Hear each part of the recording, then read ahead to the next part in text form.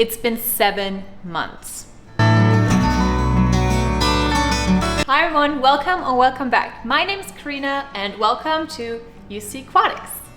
In the last video I showed you guys my 7-day-old baby bettas. They were just super eyelash teensy weensy babies, but today I'm going to show you the parents and the whole entire spawning process, because I was lucky enough to actually get the spawning process on film, which was amazing.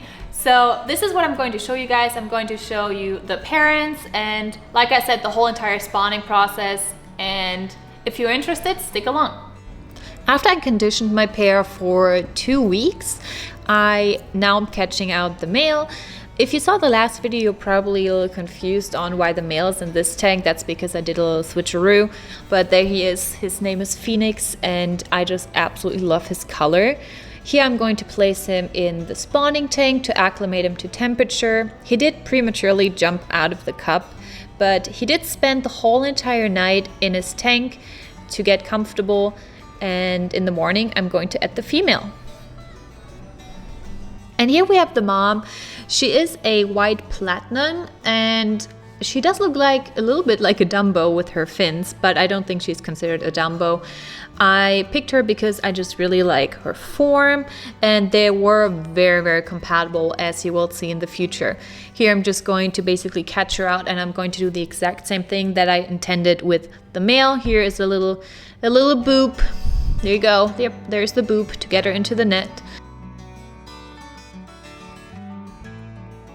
Now I'm just going to place her in with the male. I'm going to let her float for about 2 hours and let her acclimate to the temperature. This time I learned. I put a lid on. I turned the light off, and after 2 hours you can see the male already built a beautiful bubble nest. I put her in the breeding container and let them basically sit for like the whole entire night so they can see each other. I put it basically pretty close to the bubble nest so they can see each other basically the whole entire time, and there she is, very cute. The other day I fed them bloodworms. You can see on the bottom there is some bloodworms. Here I'm just going to release her, and in the beginning they actually are kind of aggressive towards each other, and here I have a drop of water that, well, I missed. Oh yeah, there we go. Wipey wipe. Here the male is actually chasing the female. This is pretty normal in the beginning stages. Oh, and you will see me basically adjust my phone, the camera. I'm pretty new to filming this, so I apologize that the quality is not as 100%. And I did speed up the footage a lot because I wanted to put as much footage in this video, but don't basically have it be 2 hours long. So I sped the footage up. There you can see the male and the female are kind of like under the nest, flirting with each other, and you can see her belly is full of eggs,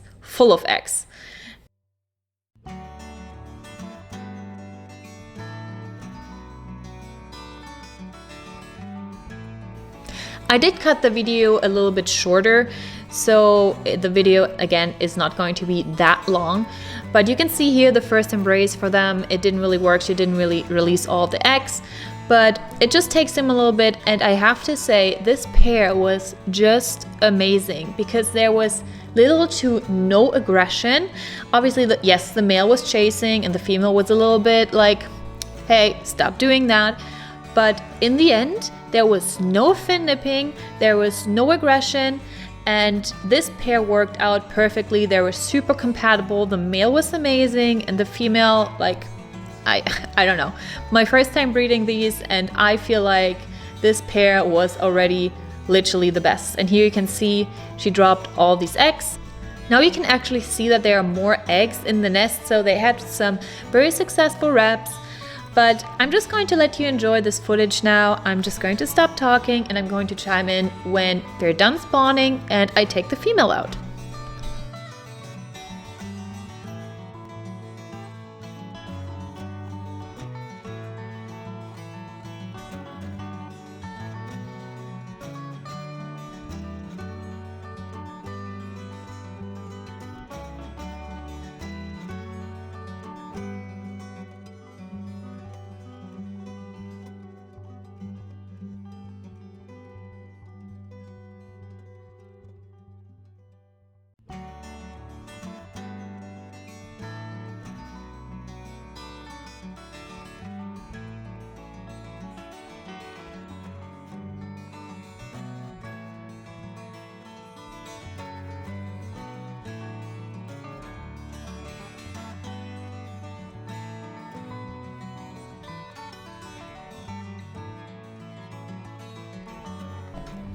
Here you can see them basically looking for eggs, but they don't really wrap anymore. So that means that they're done. And after they were done spawning and the male realized the female doesn't have any more eggs, he got pretty nasty, and I'm very happy that I was there to catch it. He was chasing her around just for a little bit because she was hiding right there, and he was pleased. He's like, okay, she's gone. So he basically turned back to his bubble nest, and exactly that second I took her out because I did not want to put her through more stress. I just took her out and let the male basically do its thing.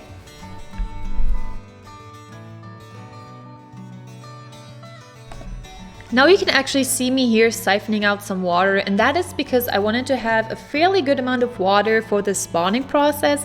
But now that the spawning is over, the male now has to take care of the fry for 3 days until they're free swimming.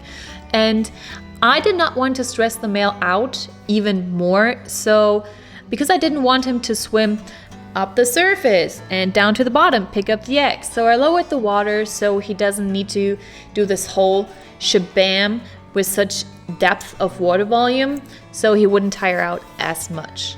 And in this footage you can see it. Oh my goodness, all of these eggs, and I can't believe it.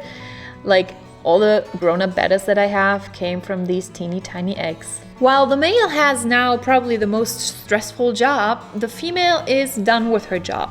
She is going back to the 5.5 gallon aquarium, and as you can see, she's doing absolutely fine. No fins were teared. She's being active, looking around, and actually just being absolutely cute.